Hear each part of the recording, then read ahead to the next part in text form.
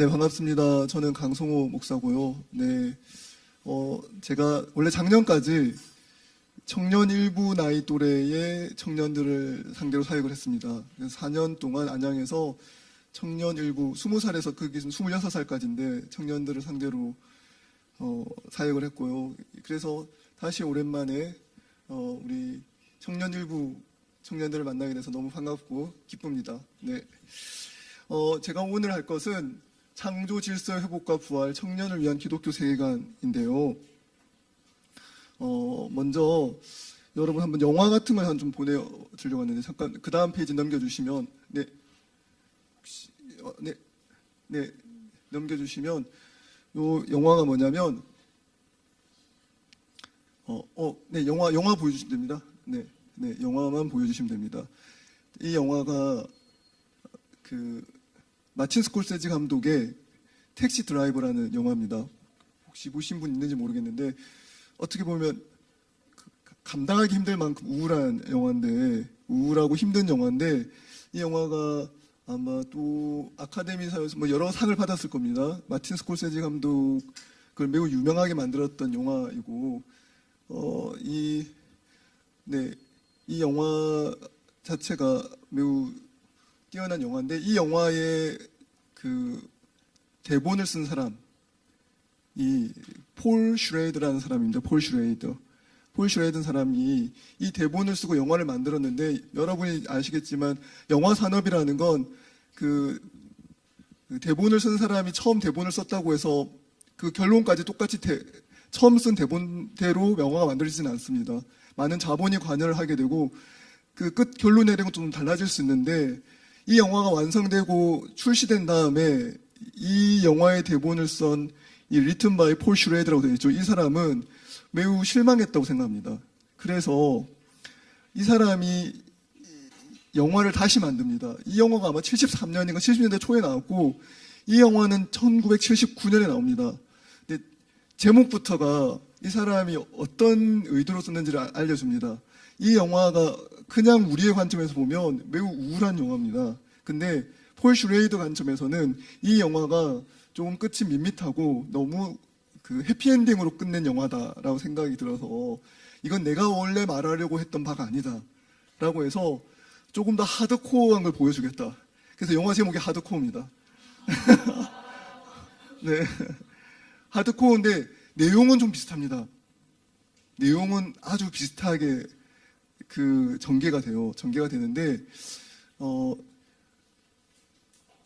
혹시 텍스 드라이버를 보신 분 없겠죠? 네, 있나요? 네, 텍스 드라이버를 보면 여기에 나오는 여자 주인공이 여기 보면 자기의 몸을 파는 사람으로 나오는데 이 영화 속에서는 납치를 당한 것처럼 나옵니다. 그냥 자기의 의사와 반해서 나온 건데 이 하드코어란 영어로 가잖아요. 아버지는 굳게 믿습니다. 저 장면 포스 속에 있는 남자 주인공이 아버지입니다. 그리고 이 사람이 폴 슈레이더가 정말 이걸 하드코어하게 쓰겠다라고 아예 작정을 한 게 뭐냐면 이 폴 슈레이더는 어떤 사람이냐면 칼빈 칼리지 졸업생입니다. 칼빈 칼리지. 그러니까 미국의 미시간의 그랜드 레피지에 가면 칼빈 칼리지가 있고 칼빈 세미너리가 있는데 칼빈 칼리지는 미국의 CRC 교단이라고 매우 리폼드한 보수적이고 개혁파 교단인데 거기에서 나고 자란 사람이에요. 그리고 칼빈 칼리지를 졸업한 학생입니다. 근데 워낙에 이 사람이 예술적인 재능이 매우 뛰어났던 사람이에요.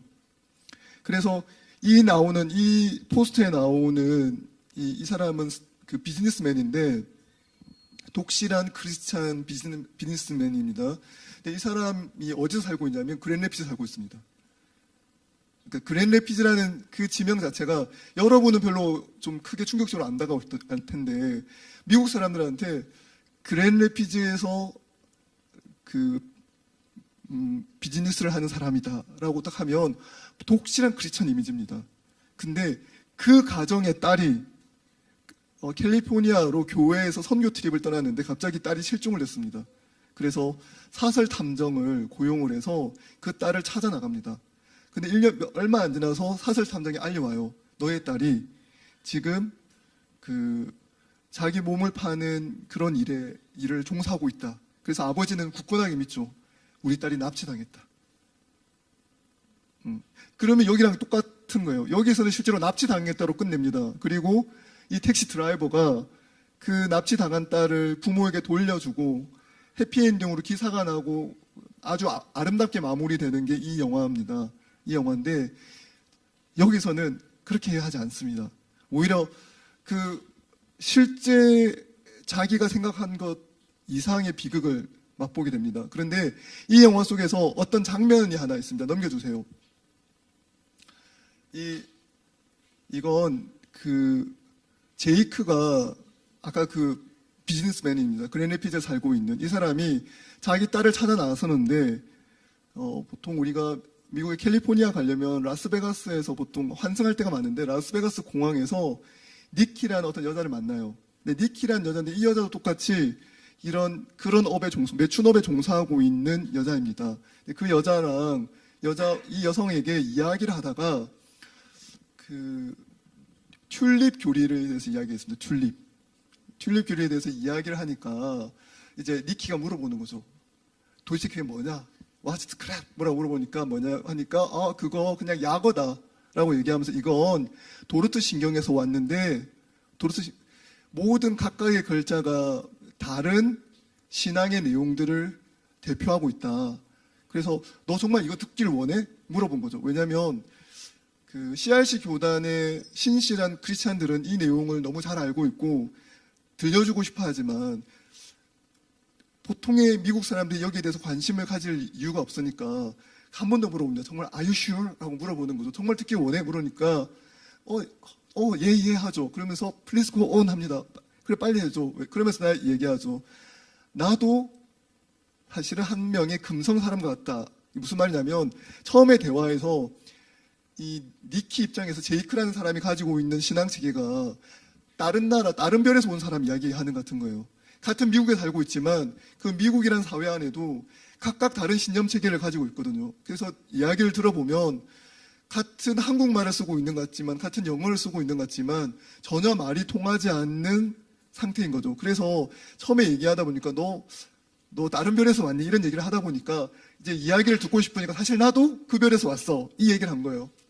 그랬더니 오케이 좋아. 그러면서 얘기하죠. T는 전적 타락을 의미해. 모든 사람들은 원죄를 지었고 그래서 전적으로 악하고 그리고 선을 행할 능력이 없지. 인캐버블을 한다고 하면서 모든 일들은 다 하나님 눈에 볼 때 다 부족하다라고 얘기를 해줍니다. 자, 이런데 나중에 넘어가면 나중에 이렇게 얘기를 하죠. 이게 그 니키는 이미 얘기하죠. 그 말을 다른 사람들은 우린 여기서 네거티브라고 부른다. 너무 부정적인 말인 것 같아. 그러니까 전적 타락 교리를 얘기해줬더니 그 너무 부정적인 말 아니냐라는 얘기하는 거죠. 그래서 아까 전적 타락의 그 말이 뭐였죠? 처음에 뭘 대표한다고 했죠? T. T는 너무 부정적이죠. 자. 여기 보면 그래서 그런 얘기를 합니다. 그러면서 쭉 설명하죠. U는 뭐냐? U는 unconditional 이런 무조건적 선택이고 그 다음에 쭉 다 얘기하죠. L은 제한 속죄이고 그 다음에 I는 그 거부할 수 없는 은혜이고 그 다음에 P라는 건 성도의 견인이다. 쭉 얘기를 해줍니다. 자, 여러분 이 대화는 여러분도 경험할 수 있는 대화일 수 있어요. 여러분이 여러분의 신앙의 내용들을 교회를 다니지 않는 사람들에게 이야기를 하잖아요. 사람들의 첫 번째 반응은 다른 나라, 다른 별에서 온 사람들처럼 이야기가 들릴 겁니다. 한번 전적 타락의 교리를 진지하게 믿지 않는 사람에게 이야기해보면 이상한 말처럼 들릴 겁니다. 왜 그럴까요? 나 착한 일을 할 수 있는데, 나 착한 일을 할 수 있고 선한 일을 할 수 있고 사람을 죽이거나 거짓말하지 않고 나는 충분히 착하게 잘 살고 있는데 왜 전적 타락이라고 얘기해? 이런 말을 하는 거죠. 그러니까 이 제이크라는 사람이 니키와 대화할 때 이 방식들은 실제로 매우 친절하게 대화하긴 했으나 대화하기 매우 쉽지 않았을 겁니다. 여러분도 마찬가지예요. 여러분에게 제가 기독교 세계관을 이야기한다고 했을 때 처음에 잘 알아들을 수도 있지만 저는 여러분이 그래도 알아들을 수 있는 그래도 좀 쉬운 언어로 한번 설명해 보려고 합니다. 그러면 우리가 그 세계관을 이야기하려면 제일 먼저 다뤄야 되는 게 뭐냐면 창조에 관한 겁니다. 넘어가 주세요. 창조. 창조에 대해서 이야기할 때 우리 두 가지를 설명할 수 있는데 창조는 뭐냐면 하나님은 세상을 만드시고 멀리서만 지켜만 보는 분이 아니다라는 사실입니다. 이걸 이신론이라고 하는데요. 하나님이 세상을 창조하시고 그냥 내버려 두는 거예요. 그러면 여기서 얻는 이익이 있습니다. 어떤 이익이 있을까요? 신을 지킬 수 있습니다. 이 세상에서 일어나는 모든 악한 일과 하나님과 무관해지죠. 그러니까 하나님이 이 세상을 창조하신 다음에 그냥 내버려 두셨으면 이 창조 세계 안에 일어나는 모든 악한 일들은 그냥 인간의 선적인 책임이잖아요.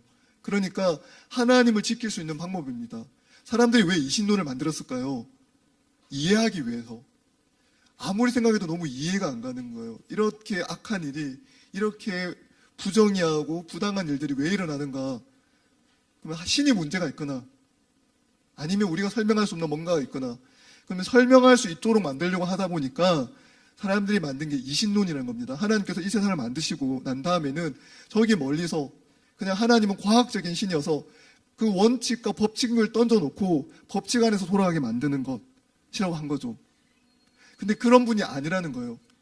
하나님은 지금 이 순간에도 동일한 말씀의 능력으로 온 우주를 붙들고 계신다라고 이야기합니다. 그게 창조에 있어서 중요한 이야기입니다. 이 창조에 관한 중요한 이야기는 이걸 믿느냐 믿지 않느냐에 따라서 인생의 의미가 좀 달라집니다. 우리 기독교 변증학 얘기해보면 모든 종교마다 신에 관한 그 갈망, 신이 무엇이고 신이 존재하는가에 대한 알고자 하는 열망이 있습니다. 근데 단순히 신으로 끝나지 않고 모든 종교나 철학에서는 그 신에 관한 이야기와 함께 이 우주가 어떻게 창조되었는가, 그리고 우주와 나는 무슨 관계가 있는가를 사람들은 질문하고자 합니다. 왜 그걸 질문할까요? 만약에 여러분 이 우주가 창조되어 있는데 이 우주가 존재하는데 이 우주와 여러분이 아무런 관계가 없이 그냥 이 우주는 만들어져 있고 여러분은 시간 동안 살다가 사라지는 존재라고 생각해 보십시오. 그러니까 인격적인 관계나 관련성은 없습니다. 그러니까 이 우주와 여러분이 인격적인 관련성이 있으려면 이 우주와 여러분을 인격적으로 해주는 분이 있어야 되죠. 그러니까 그분이 신인 거죠. 만약에 신이 없다면 이 온 우주와 여러분은 무관하게 됩니다. 그러면 우리는 어떤 존재냐면 이 우주 속에 먼지와 같이 살다가 우주가 워낙 거대하니까 이 우주 속에 먼지와 같이 살다가 시간이 지나면 사라질 겁니다. 그래서 혹시 여기 이과 쪽 많이 계신가요? 우리가 제한된 시간을 살잖아요. 그럼 제한된 시간을 살면 우리의 삶에서 일어나는 모든 일들을 시간으로 미분하면 네. 시간으로 미분하면 어떻게 되죠? 그냥 다 사라지겠죠. 네, 무한대의 시간이 있기 때문에 시간으로 미분하면 우리가 하는 모든 일들은 다 사라질 겁니다. 시간으로 미분했는데 뭔가 남으려면 뭐가 있어야 되죠? 그러니까 FX는 FT로 해야 돼요. FT는 T에 대한 함수라면 이 함수가 T에 대해서 뭔가 변하는 뭐가 있어야 되죠. 맞죠? 네. 맞죠? 네. 다른 아무리 업적을 많이 쌓아도 나의 함수를 끌고 가는 뭔가 이끌어가는 힘이 없으면 시간으로 미분하면 다 사라질 겁니다. 근데 무언가 의미가 있으려면 이게 일직선이 되거나 최소한 일직선이 되면 숫자라도 남죠. 아니면 제곱이 되거나 뭔가 변화가 있으려면 이게 단순히 어떤 업적을 이룬 점으로 지키는 게 아니라 연결이 되어 있어야 하고 이걸 끌고 가는 무엇인가가 있을 때 시간으로 미분해도 사라지지 않죠. 근데 이걸 이해했죠? 문과생들? 네. 네. 제가 이과 출신입니다. 네. 네. 그래서, 자, 따라오고 있죠? 네. 자, 시간으로 미분해도, 네, 사라지지 않아야 되는데, 네, 이해했죠? 네, 네. 자, 조금 지나면 이제 로그 함수 들어갈게요. 네. 자, 그러면 이 거대한 우주 가운데 우리는 시간으로 미분하면 다 사라지죠. 그러니까 우주가 이렇게 거대한데 일정 시간 동안 존재가 사라집니다. 100년 지나면 우리 모두 존재하지 않죠. 맞잖아요. 100년이 지나면 우리 모두 여기 있지 않습니다. 다 사라질 겁니다. 그러면 여러분의 삶의 의미는 뭐냐? 여러분의 삶의 의미는 뭐라고 설명할 수 있을까요? 여러분의 업적으로 이야기한다고 해도 그 업적이 물론 후대에 기억될 수 있으나 기억되는 것이 얼마만큼의 의미를 가지는가 생각해보면 크게 의미를 가지지 않을 수 있습니다. 그러면 이 우주와 내가 무관하지 않고 의미를 가지려면 반드시 신이 존재한다는 걸 알 수 있습니다. 그래서 무신론자들 또는 믿지 않는 다른 기독교를 믿지 않는 다른 종교 사람들도 신의 존재에 대해서 이야기합니다. 이 우주가 아무런 목적도 없고 의미도 없이 만들어졌다가 시간이 지나면 그냥 끝나버린 존재라면 우리 모두가 이 우주 속에 단순히 100년 정도의 시간 동안 존재하다가 사라지는 존재라면 이 우주와 우리는 아무런 관련이 없죠. 무관한 존재가 될 겁니다. 그런데 이 온 우주를 만드신 분이 우리를 아시죠. 그냥 아시는 게 아니라 영원히 아십니다. 그러니까 우리와 하나님 간의 함수관계가 발생하죠. 네, 상수가 아니라 함수관계가 발생합니다. 그러니까 시간으로 미분해도 사라지지 않는 함수관계가 있죠. 그 함수관계가 뭐냐면 사랑의 함수예요. 맞잖아요. 전혀 시간에 의해서 미분되지 않는, 그래서 하나님의 사랑이 뭐죠? 영원한 사랑이죠. 시간에 의해서 미분되지 않는 사랑. 그러니까 사람의 사랑은 어떻죠? 여러분이 아는 사랑, 우리가 아는 대부분의 사랑은 시간으로 미분되면 사라집니다. 맞죠? 시간에 의해서 변하죠. 사랑이 어떻게 변하니라고 얘기하지만 우리는 시간이 변하는 걸 사랑이 변하는 걸 너무나 쉽게 경험합니다. 그런데 하나님께서 하나님과 우리의 관계가 함수관계가 있는데 사랑의 함수관계가 있어서 이 사랑의 함수관계는 시간을 초월하기 때문에 DT로 미분해도 사라지지 않죠. 영원하게 됩니다. 근데 어떻게 하시냐면 하나님이 우리를 영원히 사랑하시면서 지금 이 순간에도 이 온 우주를 창조하셨던 동일한 말씀의 능력으로 온 우주를 붙들고 계시고 동시에 누구를 붙들고 계시냐면 여러분을 붙들고 계십니다. 근데 그게 사랑으로 붙들고 계신 거죠. 그래서 하나님이 세상을 만드시는 창조행위와 우리가 살아가는 창조 질서는 분리될 수가 없습니다. 그러니까 하나님이 우리의 존재 자체를 매 순간 붙들고 계십니다. 넘어가 볼게요. 자, 그러면 하나님께서 이 온 우주를 만드셨어요. 그러면 단순히 자연 법칙만을 만들었다라고 생각할 수도 있습니다. 신이. 보통 과학자들은 그렇게 생각합니다. 이 온 우주에 자연 과학 법칙이 있다. 그건 알고 있죠. 중력의 법칙이 있고, 네, 사건의 지평선이 있고, 맞죠? 맞죠? 여러 가지가 있습니다. 그런 자연 규칙들이 있죠. 그럼 이 세상에 그런 것만 존재할까요? 규범이라는 것도 존재합니다. 거짓말하지 말라, 살인하지 말라, 다른 사람을 속이지 말라, 맞죠? 탐욕을 부리지 말라, 여러 가지 도덕 법칙도 존재합니다. 근데 하나님께서 이 온 우주를 만드셨는데 이 온 우주에 자연 법칙만 존재하는 것이 아니라 규범도 존재한다는 걸 알고 있습니다. 규범이 사람들이 그냥 만든 것일까요? 그렇지 않을 것 같습니다. 우리 모두가 규범이 필요하다는 걸 알고 있습니다. 언제 알 수 있을까요? 여러분이 부당한 일을 당하면 피부로 체감하게 됩니다. 누가 나를 부당하게 착취하고 법을 어기고 나를 괴롭힙니다. 그럼 무엇의 필요성을 느끼죠? 법이 필요하다. 규범이 필요하다. 도덕이 필요하다. 내가 이렇게 함부로 취급당해서는 안 된다는 걸 느끼죠. 왜요? 내가 착취당하고 부당하게 대우를 받았기 때문에 사람이 부당하게 대우받으면 안 된다는 걸 알게 됩니다. 그 순간 여러분은 뭘 깨닫게 되냐면 도덕이라는 것이 있구나, 규범이라는 것이 있구나라는 걸 알게 되죠. 그러니까 이 세상에 이 온 우주에 규범이 필요합니다. 그런데 규범이라는 것이 무너지지 않으려면 이 규범이 영원성이 있어야 되거든요. 절대성이. 만약에 오늘은 이 규범을 지켰는데 내일은 이 규범이 전혀 의미가 없어지면 규범으로 작동할 수 없을 겁니다. 100년이 지나도 규범은 규범으로서 작동해야 돼요. 다른 나라에 가서도 이 규범은 규범이어야 합니다. 문화를 뛰어넘어야 하고 시간을 뛰어넘어야 합니다. 그러면 여러분, 어떤 규범을 무너뜨리지 않으려면 그 규범을 지탱하는 존재가 시간을 초월해야 되고 지리적으로도 초월해야 되고 문화도 초월해야 합니다. 그런 존재가 신 이외에 있나요? 시간을 초월한 존재가 이 물질 세계 안에 시간을 초월한 존재가 있을까요? 없습니다.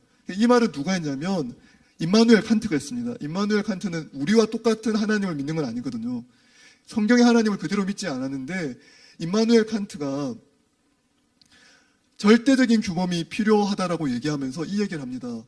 이 온 우주가 붕괴되지 않으려면 자연 규칙 말고 하나가 더 있어야 되는데 도덕적 규범이 있어야 된다. 근데 이 규범이 붕괴되지 않으려면 이 규범을 유지하는 절대자가 반드시 필요하다. 그래서 이 온 우주의 붕괴를 막기 위해 규범이라는 게 필요하다고 얘기합니다. 그러면 이제 넘어가 볼게요. 원래 기독교 세계관은 크게 창조, 타락, 구속, 그 다음에 완성을 향해 나갑니다. 보통 이 네 단계를 다 얘기하는데 오늘 저에게 주어진 시간이 40분이거든요. 그래서 오늘은 창조에 관해서만 이야기할 텐데 우리 시편 8편 이야기 잘 알죠? 제가 시편 8편으로 설교도 했고요.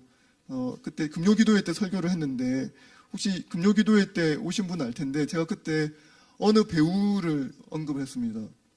기억나나요? 네, 박보검의 얼굴을 언급을 했죠. 여기 보면 여호와 우리 주여 주의 이름이 온 땅에 어찌 그리 아름다운지요. 네, 그 다윗이 창조 세계를 바라보면서 아름답다고 경험했습니다. 아름답다, 질서가 있고 조화롭다라고 이야기하죠. 그 기독교 윤리 이론에 따르면 박보검의 얼굴의 미는 그 분석이 가능한데 우리 이제 윤리학자들은 그렇게 분석합니다. 열등한 아름다움이다. 네, 많이 반발. 박보검의 아름다움은 열등한 아름다움입니다. 2차적인 아름다움이라고 얘기합니다. 2차적이고 열등한 아름다움이 있다는 말은 무슨 말이죠? 참된 아름다움이 따로 있다는 거죠. 참된 아름다움은 뭐냐? 하나님을 우리가 마음 다해 사랑할 때 조건적인 사랑이 아니라 내 마음과 뜻과 힘을 다해 하나님을 사랑하면 하나님 안에 있는 가장 완전한 아름다움, 하나님 안에 있는 그 완전한 질서가 우리 안에서 일치와 연합이 나타나서 우리에게도 나타나게 됩니다.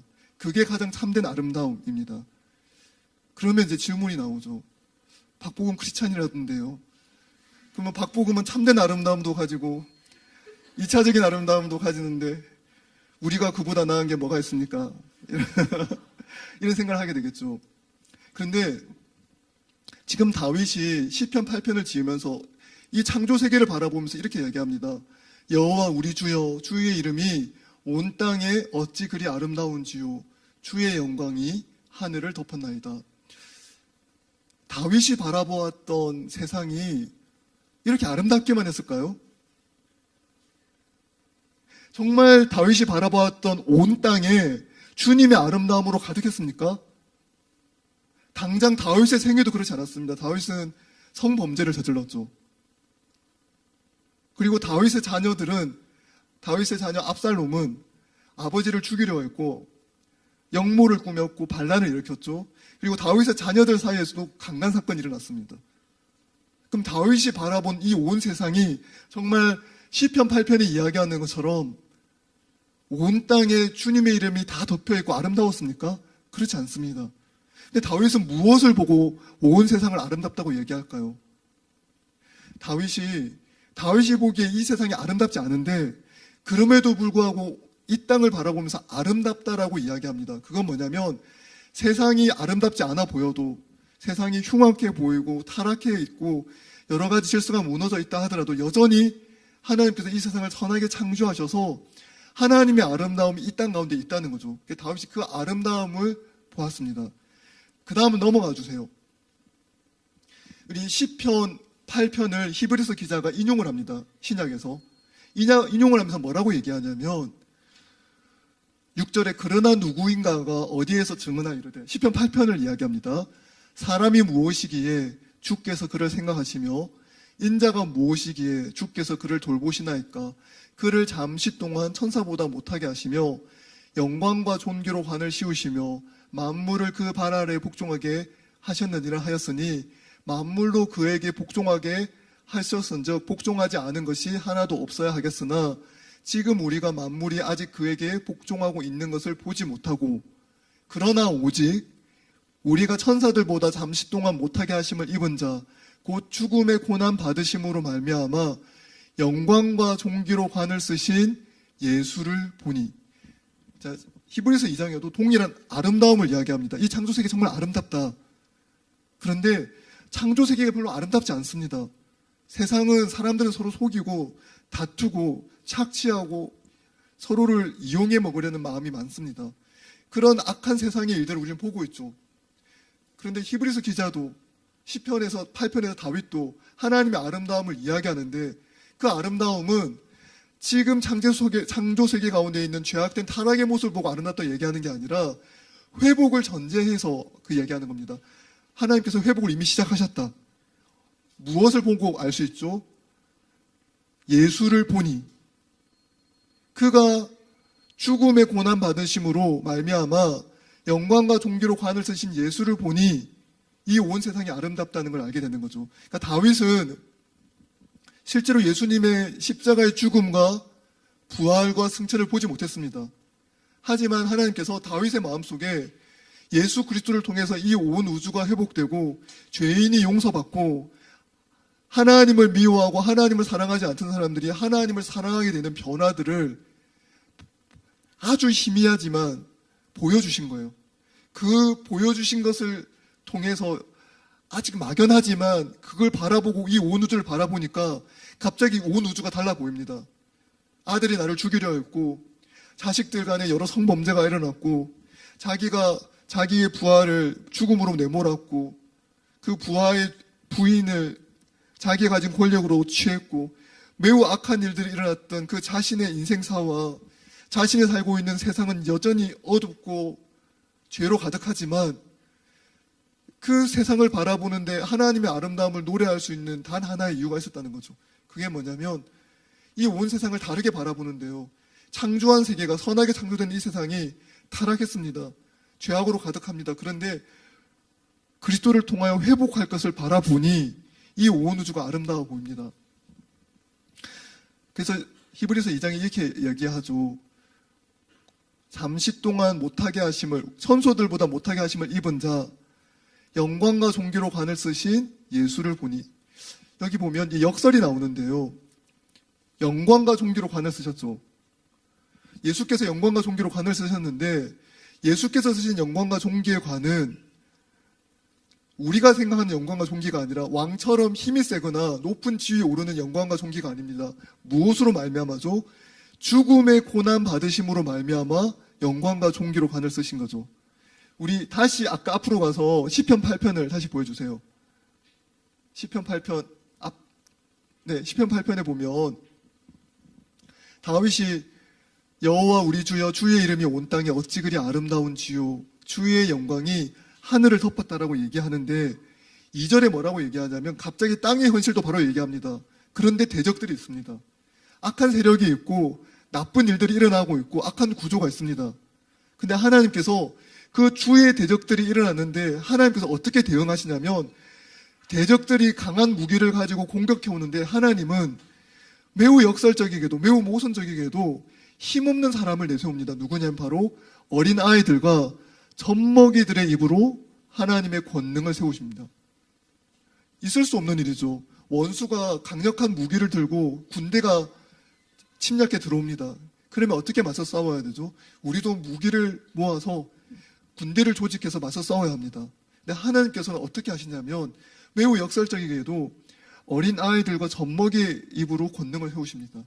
그러면 하나님이 세우신 권능과 하나님의 능력은 오로지 하나님의 것이죠. 하나님이 하신 일이 됩니다. 우리가 내세울 수 있는 것이 없어집니다. 하나님께서 예수님에게 영광과 권능을 주셨습니다. 근데 그 영광과 권능이 어떤 것이냐면 죽음의 고난 당하심을 통해서 그가 무력하게 죽는 일을 통해서 우리를 회복시켜 주시는 것이었습니다. 죄로 인해서 타락한 이 세상에 죄로 인해서 타락한 죄인들을 구원하시는데 하나님께서 자신이 가지고 있는 그 권능으로 온 우주를 창조하신 권능으로 죄인들을 그냥 의인되게 만드신 것이 아니라 예수 그리스도께서 무력하게 죽임 당하게 하심으로 우리를 구원해 주신 것입니다. 넘어가 보세요. 다시 히브리서 2장으로 가면 그래서 우리는 오직 우리가 잠시 동안 못하게 하심을 입은 자, 곧 죽음의 고난 받으심으로 말미암아 영광과 존귀로 관을 쓰신 예수를 보니, 이제 그 예수를 바라보니까 이 타락한 세상 속에서 하나님께서 어떤 선한 일을 일으키셨는지가 알게 되는 거죠. 자, 여러분, 우리는 지금 창조 세계를 살아가고 있는데요. 여러분, 이제 이걸 한번 좀 기억해 보면 좋을 것 같습니다. 예수님께서 이 땅에 오셔서 우리를 구원하셨습니다. 그러면 예수님이 하시고자 했던 일은 뭘까요? 창조 질서의 회복이거든요. 그러면 창조 질서의 회복은 뭘 의미할까요? 여러분을 다시 에덴의 때로 만드는 것. 그게 창조 질서의 회복일까요? 그러면 그렇게 창조 질서를 회복하면 제가 잠깐 걸어볼게요. 그럼 제가 지나갈 때 좀 잠을 좀 깨시면 될 것 같아요. 네. 자, 네. 여기까지 다 왔습니다. 다 잘 봤고요. 네. 여러분, 만약에 예수님께서 이 땅에 오셔서 죄인을 대신하여 십자가에 죽으시고 부활하셨습니다. 다시 살아나시고 하늘로 올라가셨죠. 예수님께서 회복하려고 하셨던 건 하나님의 영광이 가득한 이 창조 세계의 회복인데, 그러면 다시 에덴으로 돌아가는 겁니까? 그렇지 않습니다. 왜냐하면 하나님께서 처음에 에덴 동산에서 명령을 주실 때 통치하라고 하셨죠. 온 땅을 다스리라고 했습니다. 그러면 다스림의 결과가 어떻게 될까요? 그러면 문화가 일어나고 변화가 일어납니다. 분명히 그냥 에덴 동산 그대로 존재하는 것이 아니라 훨씬 더 하나님의 통치를 따라서 문명이 발전하고 문화가 발전되었을 것입니다. 세상이 변혁되었을 것이죠. 그러니까 지금 우리도 하나님께서 죄인들을 불러 구원하셨으니까 우리 다시 이전처럼 그냥 매일 교회에 모여서 성경 읽고 찬송만 하자. 아닙니다. 여러분이 서 있는 그 세상 가운데서, 그 현실 가운데서, 하나님의 창조 질서가 무너져 있는 그 세계 가운데서 예수 그리스도를 바라보는 거죠. 죽음의 고난 당하심으로 영광과 존귀의 관을 신 예수 그리스도를 바라보고 예수께서 이 땅에 오셔서 회복시키신 것처럼 우리도 그 회복을 향해서 나아가야 합니다. 그러면 그 회복을 바라는 현실은 여전히 별 변화가 없어요. 여전히 사람들은 죄를 짓고, 나도 죄를 짓고, 교회도 죄를 짓고, 여전히 사람들은 실패하고 있습니다. 그런데 예수께서 이 땅에 오셔서 그 변하지 않는 사람들 속으로 내려오셔서 무력하게 죽임당하시고, 그리고 그 육체가 다시 죽임당하신 이후에 다시 살아나심으로 이 땅을 변화시킨 것처럼 다시 우리의 일들을 시작해야 합니다. 예수님께서 사람의 몸을 입고 이 땅에 오셨잖아요. 그게 우리에게 주는 중요한 통찰이 있습니다. 만일 하나님께서 우리의 영혼만을 구원하고자 하셨다면 하나님이 사람의 몸을 입고 이 땅에 오지 않아도 됐을 겁니다. 근데 하나님이 사람의 몸을 입고 이 땅에 오셨죠. 그리고 그가 실제로 죽고 지옥으로 내려가셨고 다시 살아나셨습니다. 그리고 몸이 다시 살아났죠. 우리가 죄를 지을 때도 몸으로 졌습니다. 선악을 알게 하는 나무의 과실을 우리의 몸을 사용해서 입으로 먹죠. 우리가 몸으로 죄를 지어서 우리의 몸이 그 죄와 함께 여러 가지 타락의 결과로 죄를 계속해서 지어갑니다. 하나님께서 우리를 회복시키실 때도 전인적으로 회복시킵니다. 여러분의 영혼만 구원하는 것이 아니라 여러분의 육체와 영혼 모두를 구원합니다. 그래서 예수님은 죽으시고 육체로 부활하셔서 그 육체와 함께 하늘로 올라가셨습니다. 그러므로 여러분이 살아가는 이 세상에서 여러분의 몸과 영혼이 이 땅에서 하나님의 창조 질서를 회복하는 일을 열심히 해야 하는 거죠. 그래서 여러분의 현실을 바라보아야 합니다. 여러분의 믿음의 눈으로, 그리스도를 바라보는 눈으로 여러분의 현실을 바라보면 다윗이 바라보았던 것처럼 현실은 별로 좋지 않을 겁니다. 하나님의 창조 질서가 많이 무너져 있고 도덕적 질서가 많이 무너져 있을 거예요. 근데 다윗이 하나님의 아름다움을 노래한 게 세상이 다 아름다워서 노래한 게 아닙니다. 다윗이 바라보았을 때도 세상은 엉망이었어요. 자기 집도 엉망이고 자기 인생도 엉망이었고 자기 자녀들도 엉망이었어요. 여러분, 웬만해서는 성범죄 안 짓잖아요. 다윗은 성범죄를 지었어요. 자기만 지은 게 아니라 자기 자녀들 때까지 그게 영향을 끼쳤어요. 인생을 포기하고 싶을 만큼 심각할 정도의 자기 혐오, 자기 학대에 빠져도 이상하지 않은 사람입니다. 근데 다윗의 입으로 고백합니다. 여호와 우리 주여, 주의 이름이 온 땅에 어찌 그리 아름다운지요. 여러분이 나의 현실, 내 모습, 내 재능, 내 삶의 모습을 바라보면 다윗이 바라보았던 것처럼 삶이 엉망일 수 있습니다. 무너져 내릴 수 있습니다. 그런데 우리는 죽음의 고난 당하심으로 영광과 존귀의 관을 쓰신 예수 그리스도를 바라보아야 합니다. 그리고 내 삶의 현실을 변혁해 가야 돼요. 변화시켜 가야 합니다. 이게 우리의 삶을 변화시키는 세계관이고요. 두 번째가 있습니다. 두 번째는 뭐냐면 미래를 향한 세계관인데요. 성공할까요? 여러분들이 여러분의 삶을 변혁시키고 여러분이 속해 있는 직장과 학교와 가정을 다 변화시킬 수 있을까요? 아마 실패할 겁니다. 잘 안 될 거예요. 여러분 한 명도, 여러분 한 사람의 영혼도 하나님 앞에 바로 세우기 힘들 겁니다. 그런데 하나님께서 예수 그리스도를 이 땅에 다시 보내셔서 새하늘과 새 땅을 만드십니다. 그러니까 하나님의 나라는 이미 우리에게 왔고 아직 오지 않았으나 완성될 것입니다. 하나님께서 이루시죠. 아까 시편 2편에서 8편에서 이야기한 것처럼 하나님께서 왜 젖먹이와 어린아이들을 통해서 하나님의 놀라운 권능을 세우시냐면 우리가 실패할 걸 알고 있기 때문에 그렇습니다. 우리 능력을 자랑하지 못하도록 어린아이와 젖먹이들의 힘으로, 그 힘으로 이기는 게 아니잖아요.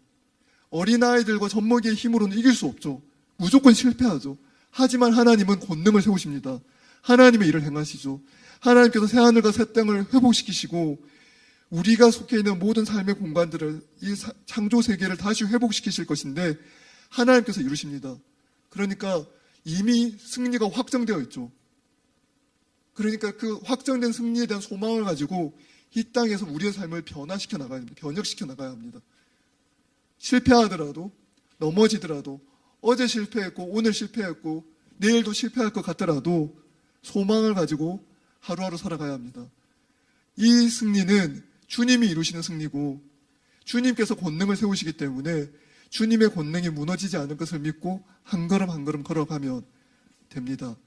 이게 창조 세계를 향한 하나님의 세계관입니다.